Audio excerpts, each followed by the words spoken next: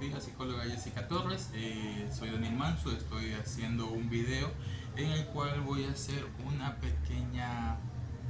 un pequeño resumen de lo que fue el simposio Actividad Física, Deporte y Salud, que se dio el 13 y 14 de diciembre de forma online para los estudiantes de la carrera Pedagogía del Deporte o Pedagogía de la Actividad Física y el Deporte de la Universidad Estatal de Milagro. El primer día nosotros tuvimos 3 ponentes y el segundo día también 3 ponentes, y la rúbrica de este deber es hablar 5 minutos de una de las partes que más nos gustó o más nos atrajo en cuanto a toda la ponencia. En el primer día, una de las cosas que más me llamó la atención fue hablar acerca de la coordinación motora y de los tiempos de maduración de la persona en la parte deportiva. En cuanto a lo que es coordinación, tenemos que ver la coordinación motora y que ésta se sincronice, por decirlo así, desde nuestro cerebro hacia las manos, o de nuestro cerebro hacia nuestros pies, o de nuestra vista hacia las manos y los pies, o cosas como esas. También tendríamos que hablar acerca de la lateralidad, del movimiento de ir hacia adelante, de ir hacia atrás, o también de lo que en ciertos deportes serían los saltos. La intención de la maduración de un deportista para hacer este tipo de trabajos en realidad depende de muchos factores.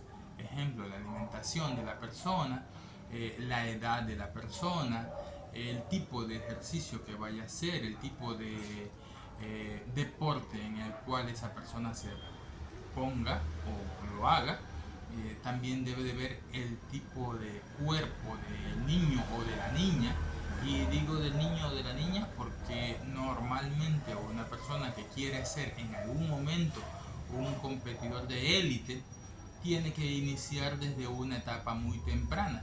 Por ejemplo, las niñas que entrenan o hacen el deporte de gimnasia rítmica o gimnasia artística o ese tipo de ejercicio deben de comenzar aproximadamente a los 3 años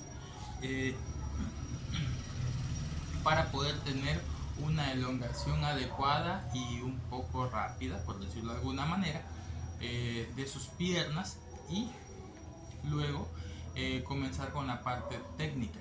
Si queremos hablar acerca de un deporte de contacto, tenemos que comenzar a los 4 o 5 años como máximo. Si queremos hablar de fútbol, tenemos que comenzar con ese niño o niña a partir de los 6 años. Y dependiendo del tipo de deportes va así, pero siempre se comienza de etapa temprana, pasando de la primera edad, como se le conoce, de un niño de forma cronológica, que es luego de los 5. En pocos casos, como en el de la gimnasia, es desde antes de ello, ¿no? Ahora, lo que pasa es lo siguiente: si nosotros como niños no tenemos juegos lúdicos, no tenemos coordinación, no tenemos lo que se lo conoce como trabajo en etapa temprana, desde que se nace, no vamos a poder tener una muy buena forma de movernos para un deporte en específico. Tanto es así que si el niño en todo el tiempo hasta que es adulto no ha tenido mucho apego a lo que es juegos o cosas como esas, luego de los 15 años, luego de los 18 años, se complica demasiado los ejercicios y la lateralización de ese niño para poder entender un deporte en específico o un movimiento, una parte técnica específica al momento de realizar un gesto técnico o un ejercicio en específico. La respuesta que nos dio el ponente acerca de ese inconveniente es que para poder lograr ayudar a una persona que no ha tenido el gesto técnico a temprana edad, es que se lo trabaje como si esa persona, a pesar de ser un adulto, fuera como un niño.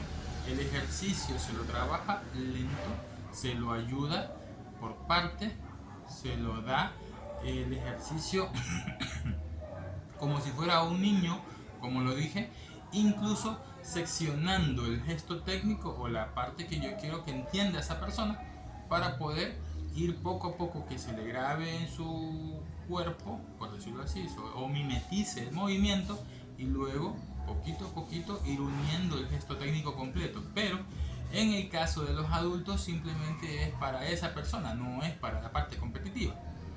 En el caso de los niños, ya el trabajo de gesto técnico ya depende de para qué deporte sea y cuál sería la habilidad específica de ese niño.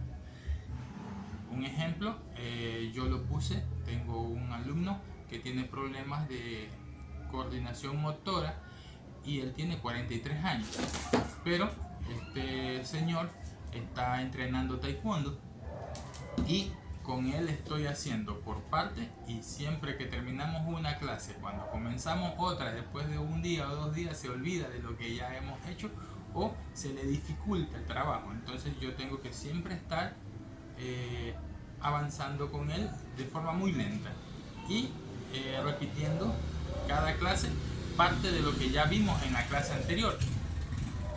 Y después, por ejemplo, después de un mes tengo que volver desde cero para poder ayudarlo de nuevo. Pero esos son casos excepcionales y no son para la parte competitiva de forma específica. Ahora, otra cosa que me llamó la atención del simposio en el segundo día fue el hecho de hablar de la periodización de los entrenamientos.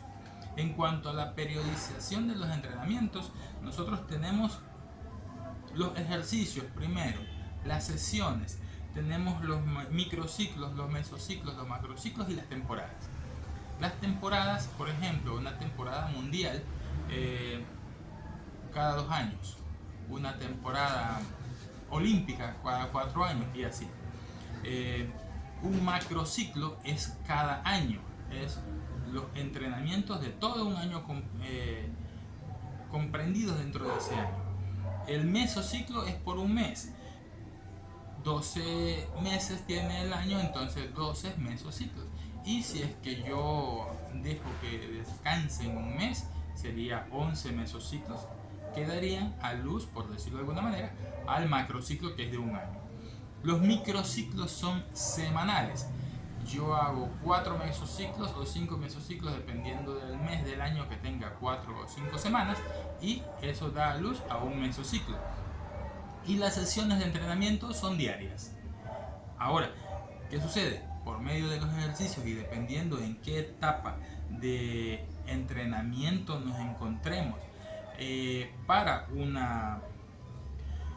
una competencia, nosotros le vamos a decir que ese micro o meso y ese plan de sesión, esas 3 cosas, plan de sesión, microciclo y mesociclo, se llaman periodos. Entonces, un periodo puede ser el periodo preparatorio, el periodo competitivo y el periodo de transición. El periodo de transición es un periodo de ejercicios mucho más suaves, porque dentro de ese periodo de transición la persona tiene que recuperarse de la parte competitiva o del periodo competitivo. En el periodo competitivo termina en el momento que el chico compite, independientemente del resultado. Pero en ese periodo de competencia yo tengo que subir la carga o la intensidad del entrenamiento en cualquier tipo de deporte que sea. Entonces, tenemos el tercero, transición, el segundo, competitivo, y el primero, el de preparatorio, es donde nosotros tenemos que hablar de los gestos técnicos, que fue lo que le mencioné hace un momento. Otra cosa que tendría que ver o que influir es qué tanto yo dejo que ese chico se recupere, porque la periodización del movimiento, del entrenamiento, tiene mucho que ver con cuál es el resultado que yo voy a obtener del chico. Y dependiendo de la carga que yo le ponga dentro de cualquiera de esos 3 periodos, es cómo él me va a responder. Si yo en un periodo de preparatorio le pongo mucha carga, digamos, como que tipo de periodo competitivo, el chico no va a entender muy bien los movimientos, la parte técnica. Si yo en el periodo competitivo no le pongo mucha carga, el chico va a ir flojo a una competencia. Y si yo en el periodo de transición le pongo mucha carga, él, obviamente, como ya pasó de la etapa preparatoria, en el periodo de transición él tiene que recuperarse. Y si le pongo mucha carga, las lesiones que hubo en el periodo competitivo o el desgaste calórico y de todos los minerales del cuerpo y el desgaste muscular que hubo en la parte competitiva no se va a recuperar adecuadamente en el periodo de transición y se va a meter en otro periodo competitivo con lesiones. Y el joven o la joven luego poco a poco va a tener inconvenientes en su parte corporal.